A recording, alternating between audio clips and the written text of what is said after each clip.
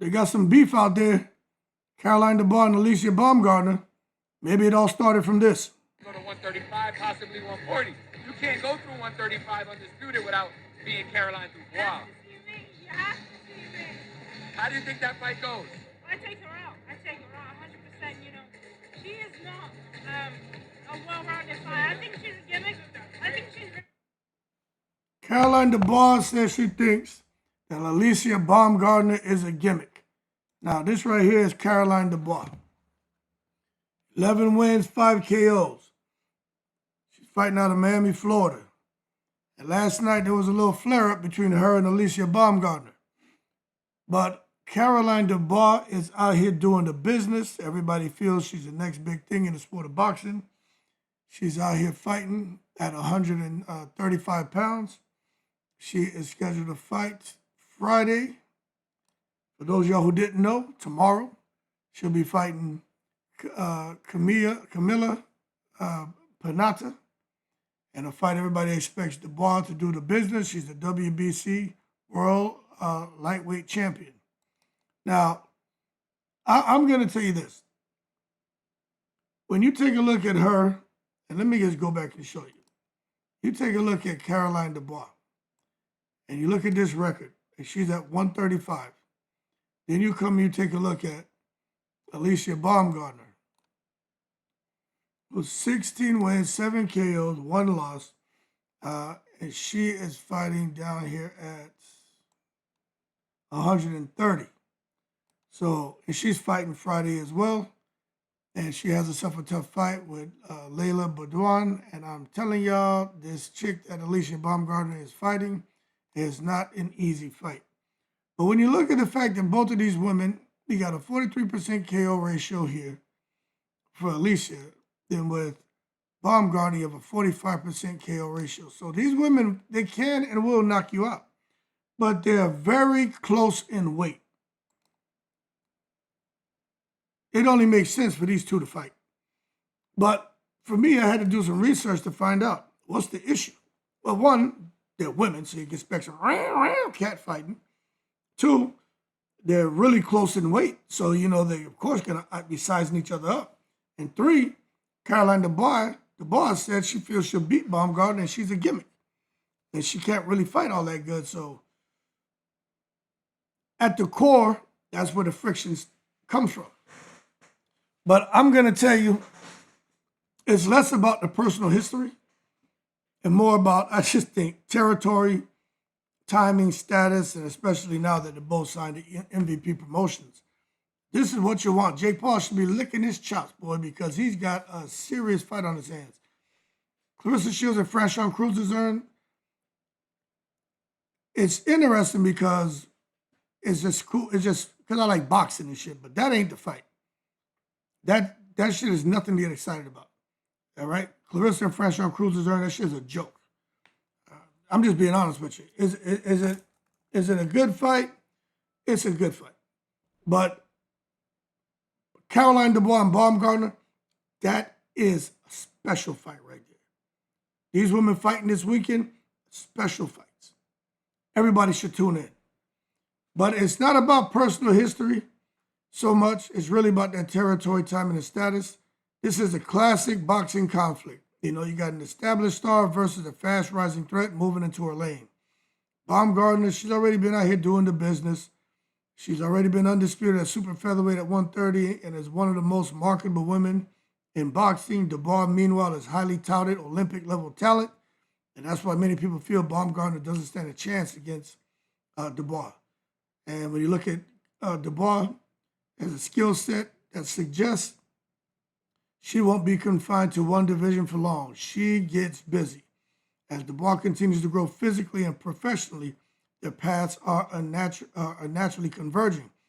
But if somebody's going to fight Caroline Dubois, you better fight her now. And even right now, you got to favor Dubois. But as she continues, man, plodding along in this sport of boxing, she's just going to get, better, faster, stronger, and she already looks like, nobody can beat her. She has IQ, man, and that Olympic pedigree means a lot, man. But the conversion alone isn't enough to create tension.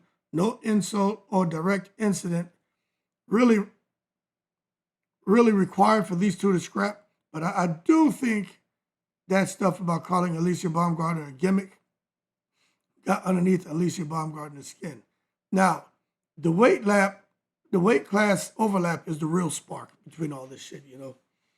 The ball's at 135. Baumgardner's prime success has been at 130. Flirtations towards moving up, trying to become undisputed at 135. And let me tell you something. Dubois is like, you want to come up here to 135, you got to see me. So we'll see if Baumgardner puts duck sauce on the fried rice, because she's a talker. And she like to come out there and she be feeling herself and all that. And she should. But let's see if she's going to continue with that same energy when it comes to Caroline Dubois. That's what I want to see. I want to see it. If she was willing to go fight Clarissa Shields at 147 in the catch weight, it shouldn't be any issue with fighting Caroline Dubois at 135. Dubois is ascending, and Baumgardner is defending her spot. And even though Baumgardner is not at 135, she still has a spot in the sport of boxing. That's what makes the fight between her and Caroline Dubois so interesting.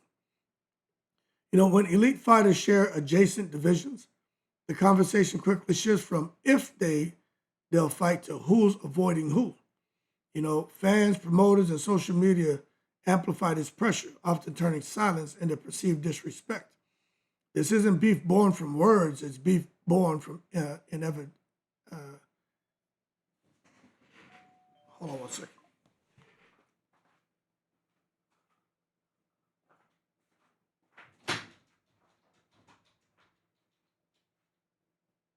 What do you want? Yeah, what do you want?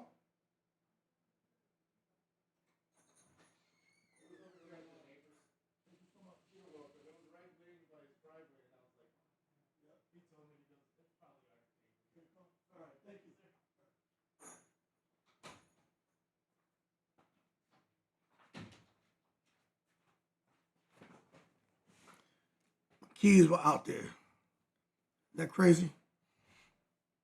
But anyway, man, inevitability is what's going on here with these two. It is inevitable that both of these women are going to get in there and they're going to scrap. And there's a bit of a style clash here. And that's why the fight's so polarizing. Dubois represents a pure boxer puncher archetype. Dubois can scrap. Those of y'all who don't know her, y'all need to go take a look, man. She got the fundamental sharp jab, footwork, power, calm under fire. Her delivery system is on point. She has everything. And she doesn't rely on emotions or theatrics. Her game is about control, precision, accumulation. That kind of fighter that often frustrates aggressive stars and doesn't get frustrated thinking she got to land something big.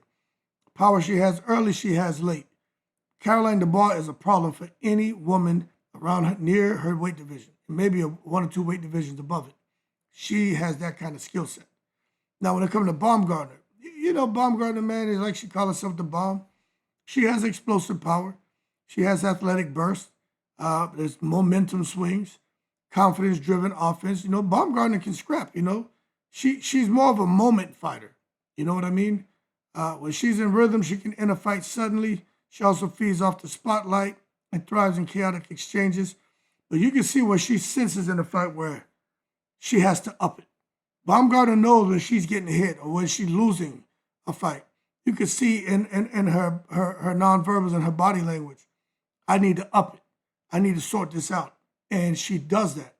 And that's what makes Baumgardner very special and what makes this fight interesting. Because if Baumgardner finds herself behind on the scorecards or getting outworked, she is going to find a way to change levels and up it to regain the momentum. So these two, I don't think the fight's going the distance. I think somebody gets knocked out personally. But the tension feels personal to me. Some may say it's not, but I think it is. You know, Baumgardner has already climbed the mountain. Dubois is seen as someone who couldn't. Yeah, Dubois is seen as someone who could change the hierarchy and get up there on top of the mountain and knock these females off. You know, she ain't just looking to participate in, hey, stand shoulder to shoulder, elbow to elbow with the ladies. Nah, she looking to get up there and be like, your ass don't belong here. Your ass don't belong here. She ain't just out here, man, trying to be people's friends, man. And fighters don't always fear losing. Sometimes they fear being replaced. And I think that's Baumgardner's side, I think that's the concern. Because Dubois represents a young technician, less wear and tear, a fighter that the public may one day prefer stylistically. This is real talk, man. And then from Dubois' side, as far as Baumgardner, what Baumgardner represents, she's a name, she's a legacy, and a scalp that she wants, and a shortcut to superstardom. That dynamic alone breeds unease. And Jake Paul is over there laughing and smiling, showing all 32 teeth. He got the MVP smile. So who wins and why? If the fight happens at 135, you got to go with Caroline Dubois. Baumgardner ain't beat no damn Dubois. Simple. She can't beat her. And I'm just throwing that out there. She can't beat her. You know what I'm saying? She go to 135, she'll lose. At lightweight, Dubois' size, her structure, her discipline become major factors. She'll control the distance, avoid prolonged exchanges. She'll break Baumgardner down round by round. Derek James be over there stuttering his ass off, looking like Damon Wayans in Handyman. But this likely becomes I think she gets stopped. I think Baumgardner gets stopped. So Dubois fighting Baumgardner at 135, she'll stop her. And it won't be nothing nice. Now, if the fight happens closer to 130, I mean, you got to give the advantage to Baumgardner. You know what I'm saying? I don't know if Dubois can get down to 130.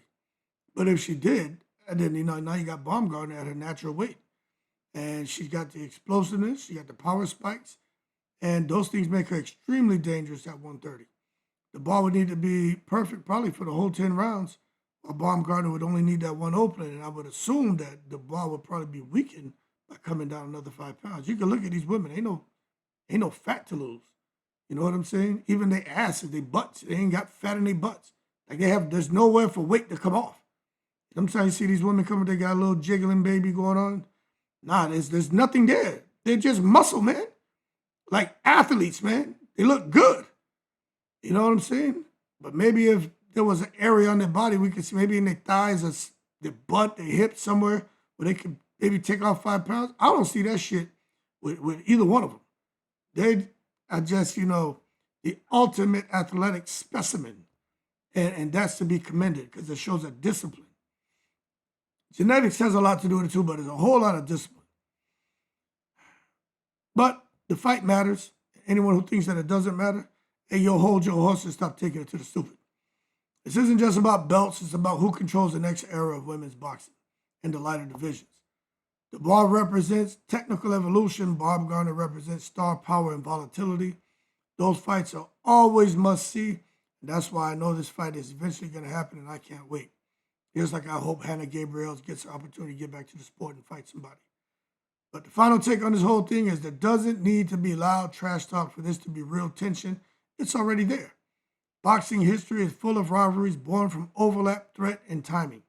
If Caroline Dubois keeps progressing the way she is, this fight stops being optional and becomes unavoidable. I think it's already at that point, to be honest with you. And when that happens, the beef won't need explanation anymore. It is going to happen. Y'all keep cool. Shout out to the veterans, all 7 continents. One seen as a gimmick, the other one seen as a hater. I just want to see the fight. Y'all keep cool. Shout out to the veterans, all 7 continents. Subscribe, hit the like button, become a member. Keep cooling. I'm in the breeze.